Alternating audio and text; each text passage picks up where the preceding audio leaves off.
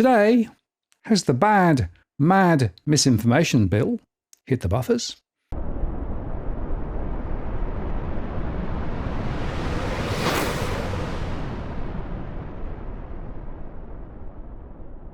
Hello again, it's Martin North from Digital Finance Analytics, one that is post covering finance and property news. I've had a number of people ask for an update relating to the Misinformation and Disinformation Bill, which is currently sitting in the Parliament. So today I'm going to give you the latest and also share some of the discussions that surfaced through the Senate inquiry hearings last Monday, which were very penetrating and very concerning. The bottom line is this: it's unlikely that this bill will pass the Senate because we've already had a number of independent senators come out against it, and we know that the opposition parties are also against it. And in fact, earlier in the week, Matt Canavan released this rather informative short post, which was at least encouraging. I know many of you are concerned about our government's attempts to silence their own people through their absurd misinformation laws. You're right to be concerned because, as Donald Trump has said, if we don't have free speech, we don't have a free country. Now, I've been fighting against this attempt to silence Australians, and this week we've just wrapped up 3 days of public hearings in the Senate about these misinformation laws. And almost everybody that appeared at those hearings, civil liberty groups, lawyers, general community interest groups, almost all of them opposed this attempt to censor and gag the Australian people. Then we got some good news after these hearings. Yesterday, 2 senators came to the same conclusion you have. David Pocock and Tammy Tyrrell both said that they oppose these laws. This is not right to be telling people what to say. And they don't necessarily support me on everything. I support people who don't have the same opinion as me. They should have the right of free speech in this country. But we've still got a lot of work to do. On the basic math, right now, we're just 1 vote away from defeating these laws. If we get 1 more senator to say no, almost certainly these laws will not be able to pass in the last 2 sitting weeks before Christmas. So I need you to contact the local senators in your state, contact your local representatives, and tell them that you don't support the gagging of the Australian people. You do not support laws that would seek to protect the interests of governments over and above the rights of their citizens to criticise their own governments. We are so close to having a major victory for free speech here. A lot of that is because of the submissions and the posts on social media you have all done. But I need you now in these last couple of weeks before Christmas to give Australia a Christmas present and defeat these terrible laws. Contact your local senator and let's stand up for the basic rights of all Australians to have a free country where we can speak freely among each other. Since then, more independent senators have come out against it, including Jackie Lowney. So it looks like the Misinformation and Disinformation Bill will be added to this pile of stuff sitting in the Senate in the too hard basket. We aren't going to pass it. Freedom of speech is a pillar of our democracy, and this bill threatens that. I've heard from so many of you who share this concern, and I agree. Of course, misinformation and disinformation are a problem, but this bill isn't the answer. The powers it grants could lead to over-censorship, with the government deciding what does and doesn't count as the truth. That's not the Australia I believe in. That's why I will vote against this bill. I will always stand up for our freedoms and for an Australia where all voices can be heard. You can rely on me to have your back. I guess that perhaps will give the Labour Party additional incentives to look for double dissolution. We will see. Prior to that, the bill did go through the lower house. And interestingly, because of course the weight of Labour is stronger there, it passed. Although I do know that Peter Dutton sat on the sidelines and abstained, which I thought was interesting. And of course, he has earlier on spoken about their alternative bill that would come if he was returned to power. So I'm not quite sure what's going on there, but it is concerning. Anyway, the action now is in the Senate with the Senate hearings. And of course, that inquiry is due to report back very soon. And on Monday, we heard from a number of experts, pretty much to a full person, asking significant questions about the bill. Actually, there are a couple of different angles of attack. The first was the overall question of whether this could be effective in any way whatsoever, especially as there's a massive disconnect between what's said in the bill and what's said in the supporting memorandum, the memorandum being the description of the bill. And Toomey, professor, of course, of constitutional law, really burrowed into this, and it's worth listening to some of the points that she made. I think there is a distinction, particularly in relation to the inauthentic behaviour, because I think that's more easily identifiable and it's less contestable. Where I have concerns about the definition of disinformation is how one deals with the other category, where you say that the person intends to deceive. I've looked at the material where they talk about you just now need some reasonable sort of suspicion that the person intends to deceive, and that could be because they have previously been told that their statements or their dissemination has been fact-checked and it's been said to be false, and therefore if they publish it again it makes disinformation.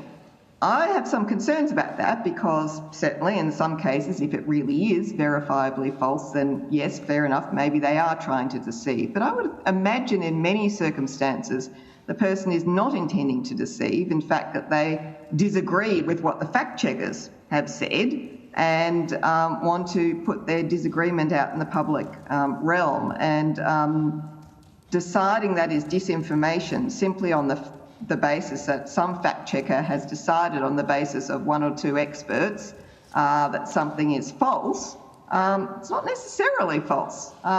Just because you've checked with some experts, or even if there's an expert consensus that something is false, doesn't actually mean it really is. People can still believe genuinely what they are saying is true, and I don't think one should necessarily assume that they are deliberately trying to deceive people, even if they keep disseminating material that other people say is false. Okay. And I'll open this around whether or not the bill, in your view, potentially restricts the constitutional protection for political freedom of political discussion. I know the explanatory memoranda has some attempt there to say it doesn't. I wonder whether it seriously does meet a test of proportionality. It seems to me a bit of a tick and flick around this issue. I think it raises serious issues about political communication. Just wondered your view on how do you think, and it's hard to speculate, but how do you think a High Court might view some of the actions taken potentially under this bill? Okay, I'm guessing that's to me. All right. First of all, there are bits in the bill where they attempt to put in a proportionality test to address that. They pop up in a few places, but curiously, they don't use the same wording that the High Court does. So it's a more minimal test. So, for example, if ACMA can't approve a code unless it's satisfied that, it's reasonably necessary, etc. So they don't use the exact words, so that's going to be a problem in itself. But look, I think that there are potentially, and it depends, there seems to be a difference between what's actually said in the bill and then what the EM says it's supposed to say, all right? And this is where I find this all very confusing. So the bill, for example, says that it's misleading if it's reasonably verifiable as false and misleading, okay? And a normal human being would think, okay, then is that something that you can actually prove is a matter that's true or false? So, for example, an advertisement that uses a celebrity's face and says that, or Twiggy Forrest or someone and says that, I'm supporting this and here's my business thing. And it's a scam, it's false, okay? Things like that you can just prove that are false, fine. But then you look at what it says in the EM and it says, no, we're not just dealing with facts here, we're dealing with opinions and commentary and claims and invective. And you think, well, you can't prove those things are false. You can't prove that someone's opinion is false, it's an opinion. And so then it goes on in the EM and it says, oh, how do you do that? Oh, you get a fact checker to decide. I deal with fact checkers all the time. In fact, during some periods, I felt like I've been working for free for them for an awfully long time.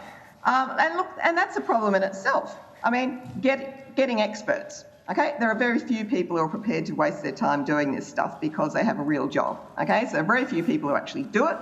You can be quite selective about the experts that you choose. On any political issue, you can find experts on both sides. So say, for example, coalition argument for the next election, nuclear energy is economically efficient and better than renewables. All right, assume that's what you're stating. Could you find 3 economists who'd say, no, nuclear energy is not more efficient than renewables? Pretty easy, I would imagine. Okay, so you can find that and you put it out there.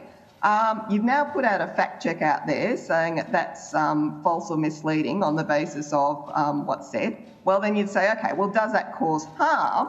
All right, and then you look at the serious harm, and then it says, well, harm to the operation or integrity of a Commonwealth electoral process. And you'd think, on the face of the words, well, this isn't harming the process at all. But then you look at the explanatory memorandum, and the explanatory memorandum gives these examples of Germany, where disinforming news sort of drove people into the arms of a right-wing populist party. And it goes on to say that the study concluded disinformation beliefs are apparently one of the reasons for the electoral success of right-wing populists. And it goes on and says that misinformation of this kind can cause people to not be giving genuine votes, and that undermines the electoral process. All right, so if that's true, if what's said in the explanatory memorandum is actually right, then this is getting into the actual political issues that lead to the voting. So on the face of the words, you'd say, well, no, it's not, because it's only about undermining the electoral process itself. So, you know, people who make silly arguments about voting machines being rigged. We don't use a voting machine, we use a pencil. Okay, that's verifiably untrue. But once you get beyond what's verifiably untrue to things like claims and opinions that are made during an election process, and once you say, oh, it's not just the electoral process, but we say the electoral process is undermined if people are told things that might mislead them, then you're right slap bang into political communication. And that's where the thing will fall over. Now, the problem for me is that when I read the bill, I thought, oh, it's okay, because it's referring to things that are verifiably false, and it's only dealing with if you're mucking up the electoral processes, not the political content. But when I read the explanatory memorandum, I'm seeing something completely different. All right, and that confusion for me is where potentially the constitutional problem comes in. It's also interesting that the Victorian Law Council highlighted the fact that their submission seems to have been warped in the updates to the bill, and its meaning actually turned on its head. Because this most peculiar insertion in the explanatory memorandum, which is an extraordinary document, that opinions, claims, commentary and invective can constitute misinformation, is one of the most disturbing aspects of this bill for the Victorian Bar, and here's why. When the original exposure draft came out, the Victorian Bar made a submission to the Law Council of Australia which used those words, opinions, claims, commentary and invective, as online content that did not seem to us possibly to amount to information, and therefore would not be encompassed within a definition of misinformation in the then exposure draft. And that the task of online platforms and the ACMA would be to distinguish information from things that were opinions, claims, etc. And that there will therefore be a temptation on both platforms and regulators to classify disfavoured opinions as being factual claims about misinformation and therefore within the regulatory net. And you can see that replicated in the Law Council's submission to this Senate inquiry. It's submission number 75 on page 16, replicating the language of the Victorian Bar's submission to the Law Council, which in turn made a submission on the exposure draft. What astonished us was then when the explanatory memorandum came out to see that our point, namely that there was a grave danger to freedom of expression, had been flipped on its head explicitly in the explanatory memorandum to encompass the very thing that we feared, namely that views, opinions, claims, invective, all of the kind of things that one sees on the internet that are not factual claims which are capable of verification are, according to the government's explanatory memorandum, encompassed in this bill. And as Professor Toomey says, that's getting towards the heartland of the constitutional freedom. As the Victorian Bar's submission makes clear, yes, we have a capital C constitutional concern about the bill, but we also have a much broader concern about freedom of expression, whether expressed in human rights terms or not. And that inclusion of opinion and claims within the definition of misinformation, not according to the text of the bill, mind you, but according to the explanatory memorandum, what gives us grave concern. That's where the language came from. It was our concern about the overreach of the bill has taken on a new life in a very disturbing way, in our view. I will say that there were people who gave evidence who really underscored the difficulty of this bill and why it should not pass. It's government overreach, it's censorship, it's ultimately a ministry of truth. Go directly to Senator Roberts. Thank you, Chair. Thank you to Citizen Go for attending and also for your submission. President Trump, who's just been swept to power, promises to dismantle the censorship regime globally. The Vice President-elect, J.D. Vance, has in the last few days indicated that the United States would penalise nations for adopting the exact measures contained in this bill. What effect will this have on the operability of this bill? Is this bill likely to undermine AUKUS? Yes, it is, and the outcome of what President-elect Trump has said effectively makes this bill null and void and dead in the water. So you are trying to enact legislation, I say the metaphorical you, are trying to enact legislation that, well, you're not, are trying to enact legislation that would be effectively dead in the water. If I ran one of the major social media giants, Facebook, Google or even X, I would just merely shut down my Australian operations, operate out of America where I have free speech amendment protections, and completely ignore whatever your legislation says. I know you're not going to shut me down, so I will just continue to operate. Thank you. Do you think they really will shut down operations in Australia? Because the government says that they cannot trust social media platforms. I agree. The platforms are the problem. Isn't it that we need more transparency of these platforms and what they do and how they censor already indiscriminately and for their own purposes? The platforms are a problem. I don't trust them either. That being said, I definitely don't trust the government when it comes to trying to protect people from misinformation. The greatest peddlers of misinformation historically has been government MPs and the administrative state. So, an example, weapons of mass destruction, the Russiagate hoax, Hunter Biden laptop story, safe and effective, Gladys Berejiklian effectively telling people if they sat down they won't catch COVID, but if they stand up they will. This legislation is the equivalent of saying, well, we have an issue with bushfires, so let's hand over power to arsonists. It is insane. It should not be enacted in any way, shape or form. So whilst social media companies have their issues, whilst I do not trust social media companies, what you're finding is there is already an open source solution to misinformation. X is a perfect example. Community Notes, I would say, is far more accurate than what ACMA would ever be able to achieve. So what we're hearing from the government is we cannot trust social media platforms, yet the government now gives them added power, added incentive to actually censor people even more. Well, is that not correct? They effectively make social media platforms another tier of government by working closely with them to shut down any online dissent or anything that could be deemed misinformation, using very spurious definitions of what would be considered misinformation or harmful content. Thank you. As I understand the bill, the penalties for under-censoring are severe on social media platforms. The penalties for over-censoring are non-existent. Isn't that an automatic incentive to over-censor? Yes. Protect social media responsibilities? Well, we've already seen cases where, albeit in other countries, social media companies have over-censored information, and that's in the absence of misinformation legislation.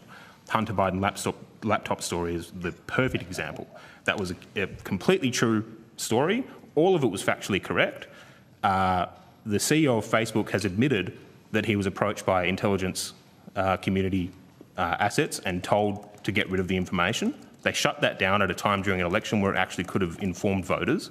And that's in a country where they have a free speech amendment and they don't have misinformation legislation. Imagine what would happen in this country if someone went out there and actually had information that could sway an election and it was truthful, but we have an unelected bureaucracy with deeply flawed people. We're all flawed, we're all biased, acting on legislation that has a very vague definition of what constitutes misinformation and what constitutes serious harm. Imagine what they would do in a country like Australia. They would crack down on all forms of information. It's an egregious bill. So your proposal is perfectly clear. I'm going to quote. The bill represents an unprecedented threat to free speech in Australia. Yes. It goes on to say the right to free speech is a God-given liberty essential to human dignity and democracy. End of quote. Would you characterise this bill as a direct attack on Australia's democracy? Absolutely. And is one of the problems not the fact that there is no arbiter to truth, and yet in the real world, the best way to expose the truth is to have free and open debate until the truth is revealed? Yeah, when it comes to speech, the best disinfectant is sunlight, right? So if there's bad speech out there, if there's incorrect speech out there, the best thing is to have more speech to counter that. We see that, in its early stages with community notes on X, where you've got an open source system where people can fact check misleading claims. And as I said, often these misleading claims come from the people that are proposing to regulate misleading claims. 22,000 of your members clearly agree with you. Are your members planning to campaign personally against any member of this parliament that supported this bill? Absolutely. How many members do you expect to have on the ground by next May? We have over 100,000 members in our database in Australia alone. I would expect thousands to be on the ground. You invoked the late Liberal Party founder, Sir Robert Menzies' quote, "The whole essence of freedom is that it is freedom for others as well as for ourselves. Freedom for people who disagree with us as well as for our supporters. Freedom for minorities as well as for majorities." End of quote. Opposition leader Peter Dutton did not vote against the bill in the House of Reps. Do you believe, and I believe that the Liberal Party, and I believe that Peter Dutton wants his own misinformation, disinformation bill. Do you believe Peter Dutton's reported support for this bill in some form is abandoning core Liberal Party value? So I might just stop you there, Senator Roberts. At the vote last week, I believe you'll find that that Mr Dutton did indeed vote against the bill. That's okay, correct, well, is it not? I stand corrected. Coalition voted against the bill in the House. Just so that you're putting an accurate question to the witness here. Thank you. I know it only much. happened very, very recently. Yep. And it's illustrative of what we need. You've just corrected me, and I've accepted that correction. However, it's also correct. We didn't have to go to ACMA. Such misinformation, Malcolm. Exactly. It's also correct. It's also correct that the Morrison Littleproud government introduced the Misinformation Disinformation Bill, and that Peter Dutton has said that he supports a Liberal bill and would go towards introducing that. Is the Liberal Party abandoning core Liberal Party values? Look, the Liberal Party needs to just look at their We Believe statement and enact any legislation that abides by that. That's been my position for a long time. Sometimes the Liberal Party sleepwalks into stupid legislation to try and appease people who hate them, and it doesn't work. So my hope is that they do not enact speech controls, which is what these sorts of bills are. My hope is that they oppose the misinformation bill in its entirety, in any form. We have heard from the Victorian Bar that they consider this bill as a guaranteed litigation risk. I note your submission talks about Citizen Go testing the bill in court. Do you think this bill has the capacity to turn into a legal nightmare the government wished they never caused? Will this bill be a nightmare for social media platforms, the government, the courts and social media users, and a harvest for lawyers? Yes, it will, and we intend to challenge it if passed. Staff has just checked the Hansard and it shows that Peter Dutton abstained from the vote against the misinformation or vote on the Misinformation Disinformation Bill. The pairs were nil, so apparently he wasn't paired. He was not recorded, so he didn't support or oppose the bill. Okay, we might get a point of clarification from the Liberal Party. I don't wish for Mr Dutton to be misrepresented here. Neither do I. I'm just quoting the Hansard. Yeah. No. But I think a point. I'll leave that to my colleagues from the coalition to get us a point of clarity on that. And I also note that some of the religious groups, both the Jewish community and the Muslim community, are also against the bill for very good reasons. Good morning. Thank you for joining us today. I've got your opening statement, I believe, or your submission rather. You mentioned in there that there's strong community opposition to these proposed changes and you've been inundated with messages of concern. Would you mind just elaborating on, I guess, the level of community concern you've detected amongst your membership? Well, Senator, the AJA is guided by genuine Jewish values, by Torah values, and our tradition going back thousands of years for Jewish academic development is built on free speech. It's built on a contest of ideas. Even back to biblical times when emerged two major Jewish learning institutes called Beit Hillel and Beit Shammai. They were known for having contrary views on the interpretation of Judaism and Jewish practice. If you like, they had their different views of what the truth is. And we've had a number of messages from rabbis, from people in the Orthodox community, that the whole basis upon which Jewish academia stands is that a person should be free to express their views, express their assessments on various issues, not so much obviously as to advocate violence, but the contest of ideas is a major part of our tradition. Jewish practice involves learning. It's a major part. It's why Jews are sometimes referred to as the people of the book, and that should be conducted in Australia. And in some ways, what is being proposed now before the Parliament is a less mature approach to the contest of ideas than has existed in Jewish tradition even a couple of thousand years ago.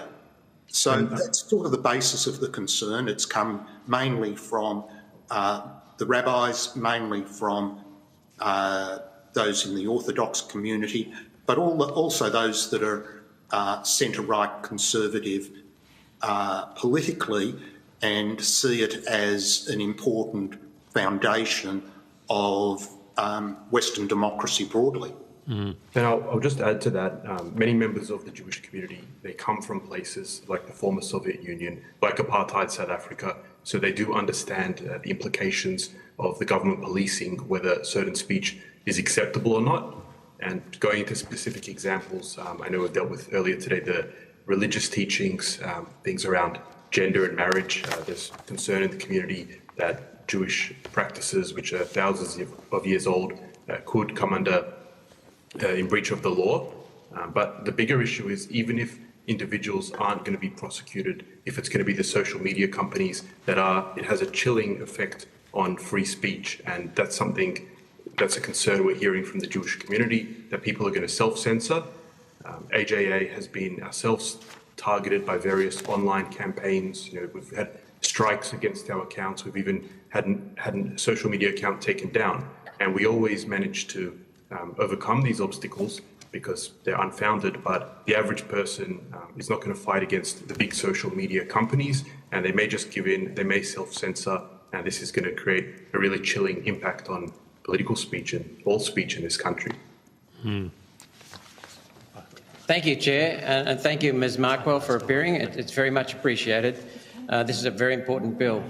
Can I just ask, in view of the threats that were made against other witnesses, were you threatened for appearing? No, I was not threatened. Thank you. Now, the government says that we cannot trust social media platforms, and I agree with that. Do you agree with that?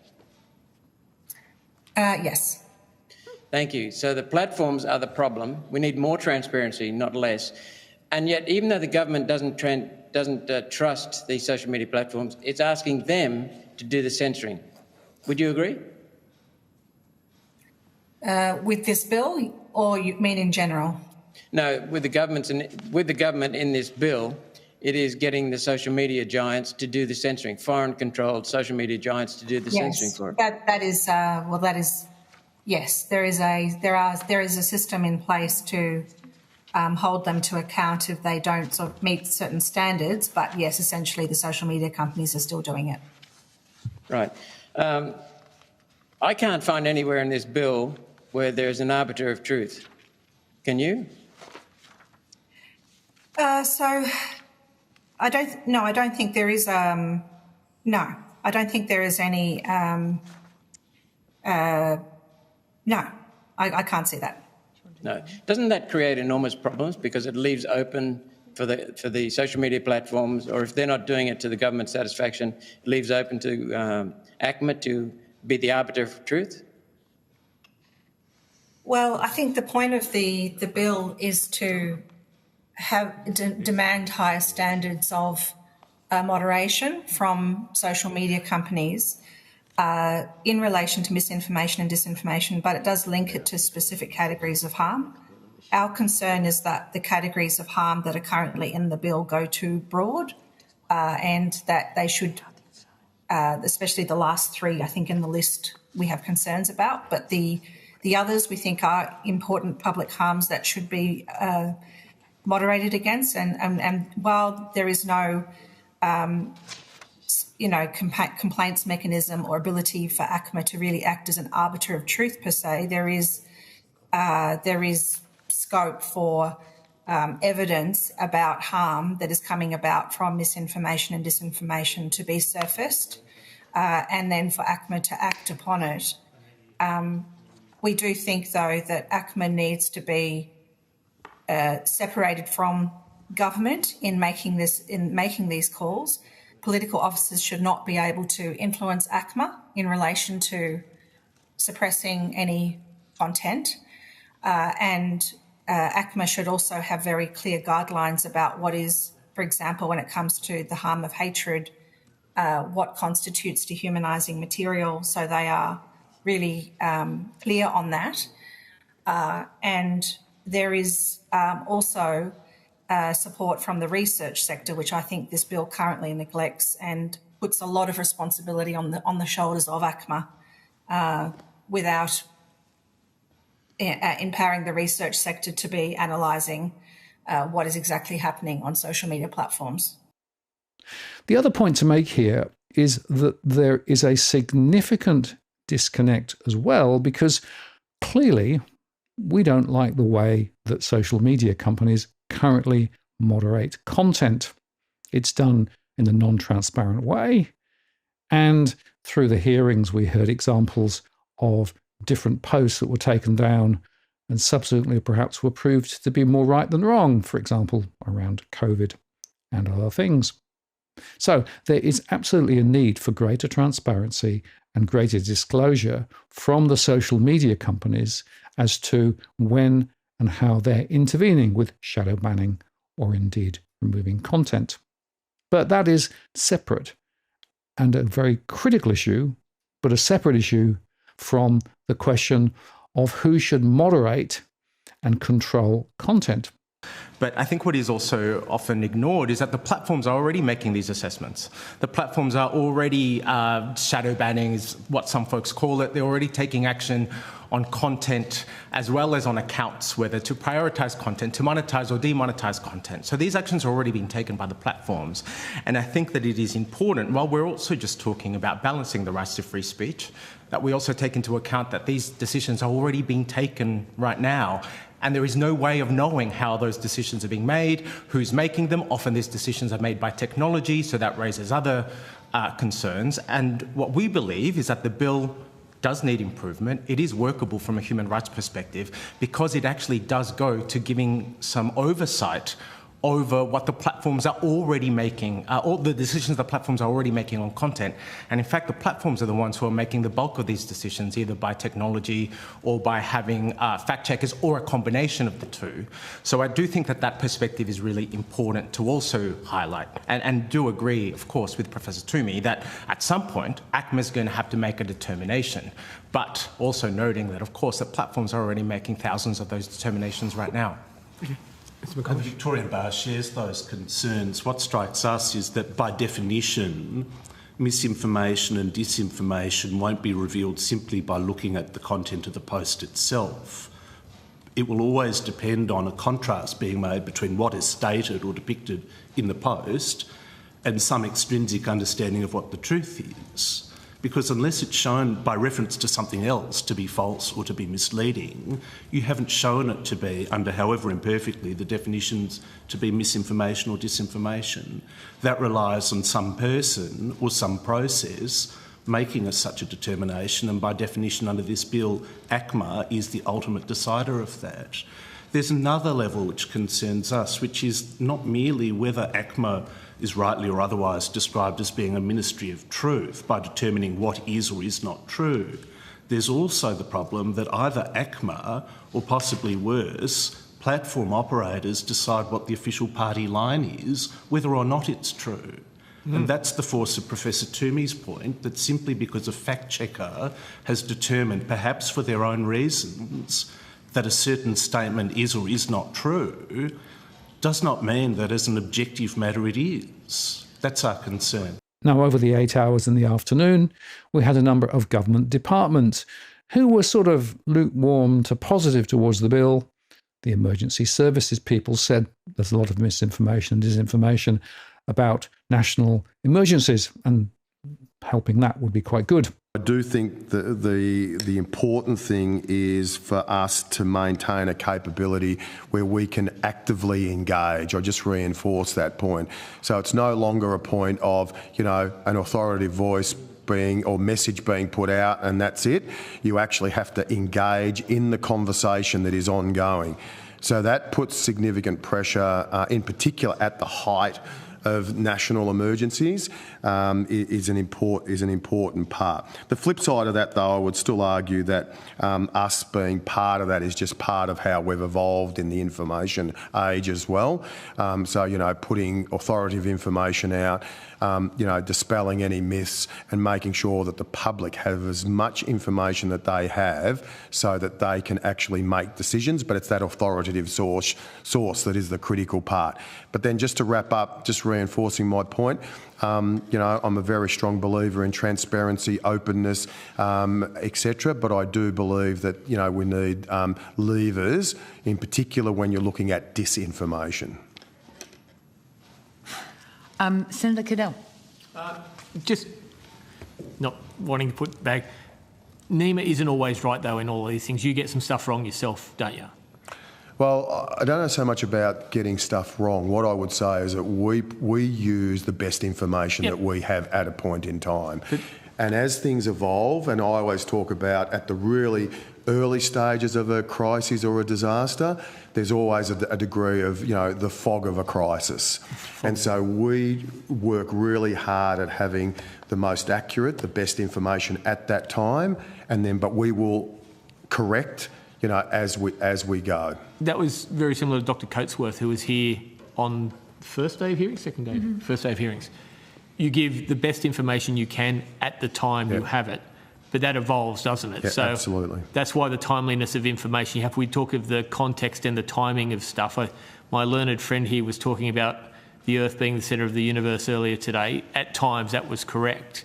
So we have to watch how the context of information flows for the honesty. I've been in a bushfire in my valley. My valley was, I saw information coming through 15 minutes before that the fire had turned and that it hadn't been updated that. So I don't say you go out there and create misinformation you don't create disinformation, because everything you put is correct at the time you put it. But time can turn information into misinformation, can't it? Absolutely. I mean, it's a point in time, and like as you said, what you're experiencing on the ground, could be slightly different around the system that's actually delivering it was just that a wind information. change that hadn't been picked and up a wind change and local conditions as well. I mean, I come from an operational background, and I've actually been on the ground, and then I've actually been getting even information from different levels of within the system. So that's the key thing. You actually any good system uses multiple points of information. And so that's why I think there's a degree around when you talk about misinformation. Yeah. An individual standing on the ground will experience, I'll use fire as an example, being that you've experienced that, Senator, you will see what you are experiencing in front of you, and that might be different to what the broad sort of messaging is. And that's why the importance of, the different layers of information that's being pushed in.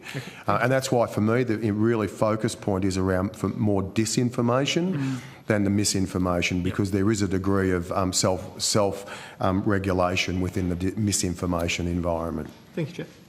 Others were more full bore in support, although you have to question why. And ACMA, who is the critical agency, were highly unimpressive and frankly went round in circles. Focused on platforms themselves, digital platforms, and the commitments that they make under the codes that they submit to ACMA, not about the people that post information to those platforms. It's focused on the platforms. And then, of course, if it's not the codes, it's standards that ACMA might have required if the code process was inadequate. There are circumstances in the bill where individuals with knowledge of the code's compliance of knowledge of the platform's compliance with the codes, such as employees of the platforms, might be asked to provide information to assist ACMA. But there is no circumstances in this bill at all where individuals would be the subject of such proceedings. I'm not quite sure where that information's coming from. It's absolutely incorrect. Thank you. Well, that's good to clarify and get on record. There's also been a lot of talk about censorship. I'm sure you've been kind of following this as it's been going. So, what is the situation around this bill basically censoring people? What do you say about that? So again, there's no censorship in relation to this bill. The bill is about codes that digital platforms themselves undertake, and the codes at the moment, for example, the Digi code, which is a voluntary code, purports to deal with mis and disinformation. As you'd be aware, there was a process whereby one of the members of that code, X, was removed from the code arrangements because of its failure to comply with the commitments that the industry itself had made as part of the Digi code, based on the commitments the platforms themselves had made about mis and disinformation. And so the bill builds on that by bringing into the process mandatory obligations for the platforms to comply with those codes, to deal with exactly this situation whereby some participants might choose just not to comply with the code. And again, this would be a code that the industry itself had submitted to ACMA to deal with the very narrowly defined mis and disinformation content. And really importantly, as I think Mr Chapman referred to earlier, there's no circumstances here where ACMA is asking the platforms to take information out of the code, unless we're dealing with disinformation, inauthentic behaviour, bots, that sort of example. So it's not true that it has those curtailments. It's building on the existing regime, the existing system. Yeah, thanks. I think that clears that up for me. Just in terms of definitions of harm, there's been a claim around imminent harm to the Australian economy is too broad, and that it could capture things, for example, a debate around interest rates. That's come up a couple of times. Can you just talk through the definition of imminent harm to the Australian economy and whether a debate about interest rates would be picked up in your view? I can't see a situation where a debate about interest rates would itself constitute mis and disinformation as defined under this bill. Again, it would need to be both verifiably false and misleading and have significant and far-reaching consequences and pose that risk of harm. So a debate with different opinions doesn't fall into that category. And again, there's many, many steps you have to get through before ACMA even engages its own regulatory function in relation to information that someone might say is mis and disinformation. You'd need to have a code in place where the industry itself has said how it is going to deal with mis and disinformation in relation to issues like imminent harm to the economy. You would then need that code to be registered by ACMA and then go through all those processes that we talked about before. But a debate about interest rates doesn't fit into that category. So I guess kind of similarly, this question about others claiming that the bill has a low threshold of harm in general, but I think you've just talked through that the bill doesn't cover all dissemination of content, so it's got to fit into those categories you've just described. Is there anything else that you would add, I guess, outside of a debate about interest rates in terms of the commentary about the bill having a low threshold? Not really, because it's a pretty high threshold. It's a pretty high threshold. So here we're talking about, information, and the explanatory memorandum talks about some examples of economic harm. So, Mr. Hiles, would you like to refer to any of that? Look, I'd really just reiterate the point that Mr. Chisholm's made about, the bill is very clear that serious harm, in that context has to have significant and far-reaching consequences for the Australian community or a segment of the Australian community, or severe consequences for an individual in Australia. So, people idly speculating about interest rates, isn't going to trigger that sort of thing. That the threshold is much higher than that. Thank you. Need to rotate, Senator Dunman. Sorry, I know everyone's coming up short. Senator Roberts. Thank you, Chair. Thank you all for appearing today. My questions initially go to the department. Under the Communications Legislation Amendment Combating Misinformation and Disinformation Bill 2024, ACMA is responsible for taking action against a media company that has not followed the Misinformation and Disinformation Code. This would include allowing misinformation and disinformation to appear on that media company's own platform. Is that correct so far? Senator, if I could just clarify your question, is your question that ACMA would allow mis and disinformation on their platforms?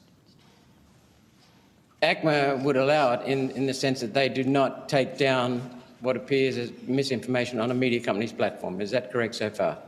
ACMA would require code signatories to comply with the mis and disinformation obligations they have signed up to under those codes. But that does not include takedown powers. But they still must comply with their code, which deals with mis and disinformation as defined under the bill. Who decides if something is misinformation or not on the media company's platform? Because the media company publishes it on presumably either intentionally to misinform and disinform, or unconsciously, unknowingly. So who decides if something is misinformation or disinformation on the media company's own platform? Yeah, so there's a definition of excluded dissemination under the bill, but also, Senator, ultimately at first instance it's the platforms themselves, because they are creating the codes that are registered by ACMA. I understand that, Mr. Chisholm, yeah. But where a platform honestly believes that it is not peddling misinformation, it's accurate information, but it is disinformation, who polices them? Well, I'll just ask Mr. Hiles to answer that question, Senator. So, Senator, I think you referenced, news content. So I think it's just important. I didn't reference anything, just content.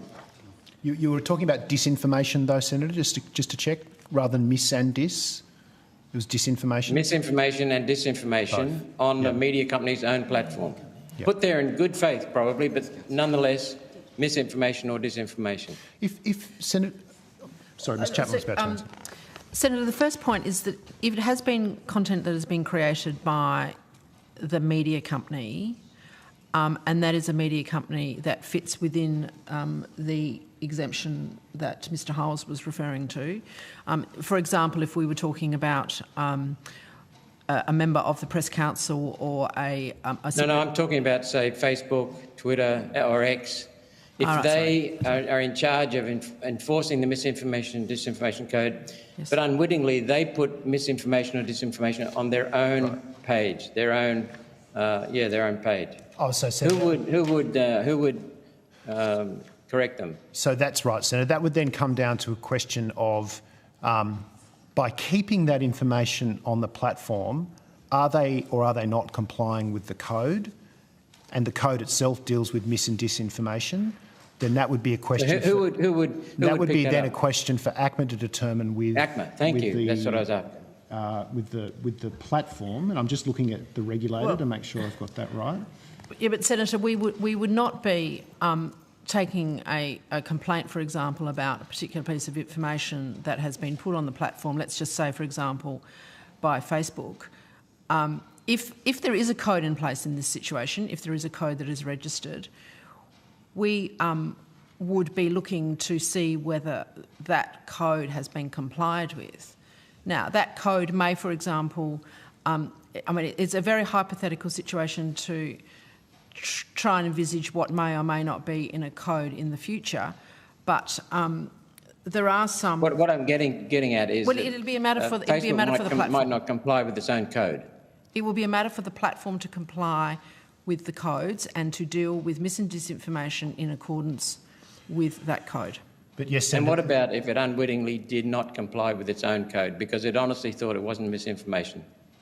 That usually, Senator, is a question resolved between the regulator and the entity about. So ACMA, okay, thank you. But equally, Senator, if it becomes apparent that a platform, for example, has inadvertently done something that is not in breach, is not in compliance with its code. Let's say, for example, there are requirements inside the code which require them to take complaints from members of the public, and then if the platform itself decides that it is misinformation, it didn't realise earlier it was, but it now has made an assessment of that code themselves and realised it's misinformation, the code may, for example, say that they are then required to deal with it in a certain manner. It might be that they. So if it did comply, if it didn't comply with the code, who would take it down, or who would be responsible for getting them to take it down? There's no takedown. There are no takedown provisions. It's about whether they've complied with the code, and there are penalties for not complying with the code, but it doesn't require takedown. And the code will only deal with systems and processes. It will not deal with particular. The role of the ACMA in dealing with that code will be in relation to its systems and processes, not content. But ACMA will be the regulatory agency enforcing that.